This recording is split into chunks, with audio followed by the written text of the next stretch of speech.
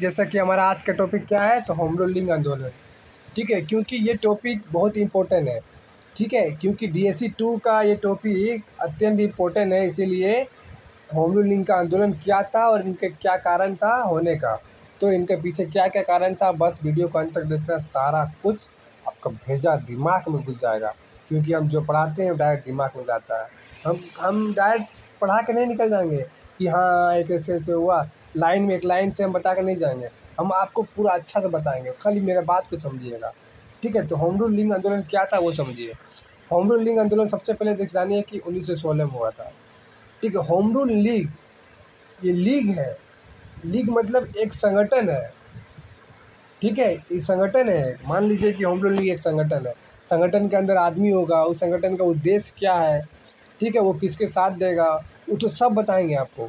बस इतना जान लीजिए अभी कि होम रूल लीग एक लीग है। इसका अपना स्थापना अप्रैल 1916 ईस्वी में हुआ था।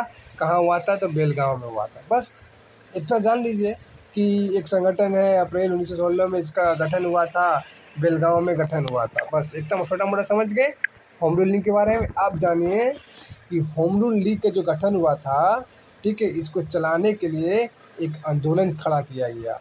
ठीक है, आंदोलन के रूप लिया। कैसे लिया वो जानिए। देखिए, होम रूल लीग के अंतर्गत दो व्यक्ति का अहम भूमिका था। मतलब कि होम रूल लीग दो तरह से हुआ, एक तो बाल गंगाधर तिलक के द्वारा, एक तो एनी बेसेंट के द्वारा। बस इतना जान लीजिए, इसमें दो व्यक्ति था, दोनों का क्षेत्र अलग अलग था। ये फलना आदमी फलना क्षेत्र में कर रहा है होम रूल लीग, और एक दूसरा आदमी फलना क्षेत्र ले लिया है।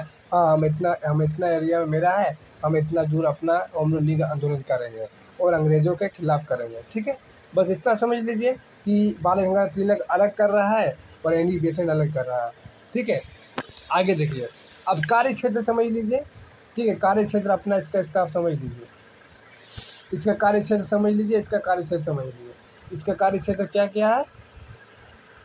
ये कर्नाटक में लड़ेगा, मध्य प्रांत में, महाराष्ट्र में, लेकिन महाराष्ट्र का मुंबई छोड़कर फिर बरार में। ये सब एरिया बाल गंगाधर तिलक ले लिया और कह दिया कि हाँ हम ये सब एरिया में हम अपना होम रूल लीग आंदोलन करेंगे। ठीक है, अब देखिए दूसरा को देखिए, दूसरा क्या कर रहा है। एनी बेसेंट कहाँ लिया, तो ये मद्रास का अडियार लिया, अडियार क्षेत्र लिया। ठीक है, लेकिन पूरा भारत में कर्नाटका, मध्य प्रांत, बरार, महाराष्ट्र तो किसका है, बाल गंगाधर तिलक का है।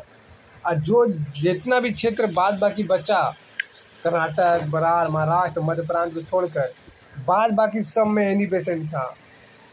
जान लीजिए, शेष भारत में किसका था, तो एनी बेसेंट के था।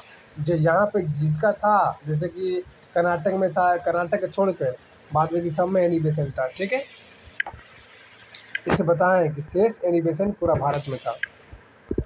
ठीक है, जैसे कि एनी बेसेंट का सहयोगी भी था, जैसे बीपी था, बीपी जॉर्ज अरोडिले बीपी था, सीपी रामास्वामी था, ये सब था, इसका सहयोगी था।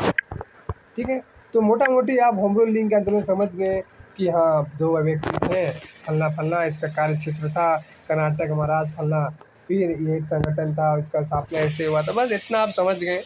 अब चलिए हम आगे बताते हैं कि आंदोलन प्रारंभ होने क्या कारण था। ये होम रूल लीग जो बाल गंगाधर तिलक का अलग क्षेत्र था और एनी बेसेंट का अलग था, ये दोनों क्या कारण के कारण इस मतलब होम रूल लीग आंदोलन छिड़ गया। ठीक है, वो समझिए। देखिए, पहला कारण क्या है कि राष्ट्रवादियों का एक वर्ग का मानना था कि मतलब कि वही होम रूल लीग का मानना था, जितने भी लोग थे होम रूल लीग में, उसका क्या मानना था कि सरकार का ध्यान आकर्षित करने हेतु उस पर दबाव डालना चाहिए। ठीक है, जैसे कि उदाहरण मान लीजिए कि एक सरकार चल रहा है, अब हम चाहते हैं कि सरकार पर दबाव डाला जाए, तो हम कुछ करेंगे, कोई विद्रोह करेंगे या कोई आंदोलन छेड़ेंगे। तो वही आंदोलन छेड़ा दबाव डालने के लिए। ठीक है, इस पहला कारण बता रहे हैं। दबाव सोचा कि बाल गंगाधर तिलक एनी बेसेंट सोचा कि चलो कुछ सरकार के खिलाफ, ब्रिटिश के खिलाफ चलो दबाव डाला जाए। तो दबाव डालने के लिए एक आंदोलन खड़ा किया, मान लीजिए आप मोटा मोटी। देखिए दूसरा, देखिए क्या है। दूसरा है कि माल्य मिंटो सुधार का वास्तविक स्वरूप सामने आने पर नरेंद्रपंथियों का भ्रम सरकार की निष्ठा टूट गया। जो माल्य मिंटो का सुधार था, वास्तविक स्वरूप आया। अब उसमें देखा कि बेटा भारत के खिलाफ कोई सुधार नहीं हुआ, मार्ले मिंटो सुधार कुछ नहीं हुआ। ये लोग तो भ्रम में ही जी रहे थे कि हाँ हमारे अंग्रेज़ों साथ देंगे, ये करेंगे वो करेंगे, ये लाएंगे वो लाएंगे। ऐसा तो कुछ नहीं किया। तो बेटा बोला ओ बेटा कुछ तो आंदोलन करना होगा, चलो आंदोलन करते हैं। बस आंदोलन में कूद दिया है, आ गया नया आंदोलन, होम रूलिंग आंदोलन। तीसरा कारण ये है कि प्रथम विश्व युद्ध में ब्रिटेन द्वारा भारत के संसाधनों को खुलकर प्रयोग किया गया। आज चलो तुझको तो उपनिवेश सही है भारत, अब चलो यहाँ पे एकदम जितने भी संसाधन है सब लगाएंगे दूसरे युद्ध के खिलाफ। पूरा लूटा बेटा, संसाधनों को खुल प्रयोग किया। क्षतिपूर्ति के लिए युद्ध के उपरांत भारतीयों पर भारी कर आरोपित किया गया। अब बेटा ब्रिटेन युद्ध लड़ रहा है, आज क्षतिपूर्ति हुआ ब्रिटेन का, तो बेटा भारत पर भारी कर आरोपित किए गए हैं। अब वो खुद अब वहाँ हुआ है क्षति, अब वो भारत पर लाद रहा है कर कि बेटा भारत लोग अब तुम ही मुझको कर देगा। कृषि लोग तो परेशान, यहाँ से यहाँ के लोग तो परेशान होंगे, बेटा तुम क्षतिपूर्ति किया अब हम यहाँ भरेंगे। ठीक है, अब यहाँ का हुआ कि जितने भी वस्तु था कीमतें आसमान छूने लगा। जो 50 के भाव में बिक रहा था वो 100 हो गया।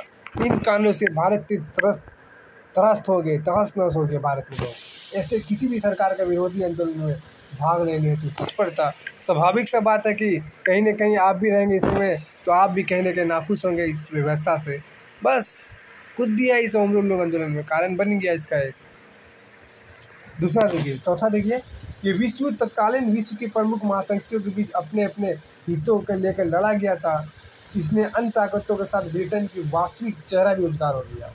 अब सब देखा कि हाँ बेटा ब्रिटेन ऐसा है, फलना विश्वासघात है, पूरा दुनिया जाना कि बेटा ब्रिटेन कैसा व्यक्ति है।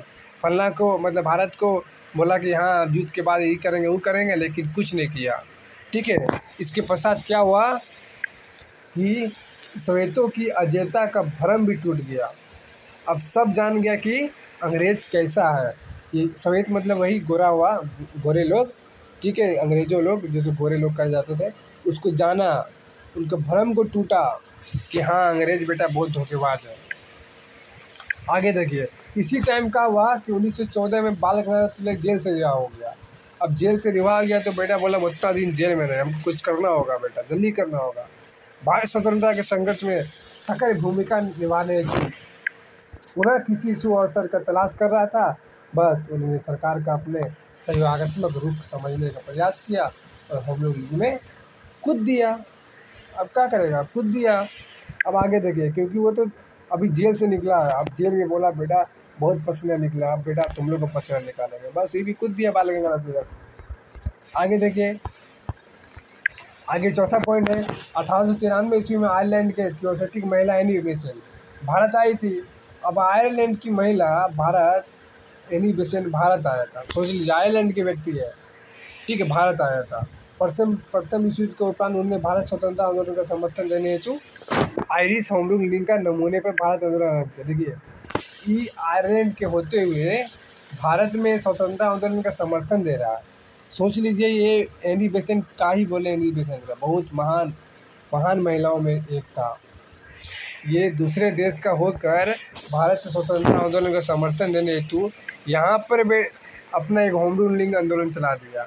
सोच लीजिए, कोई डर नहीं, कोई भय नहीं।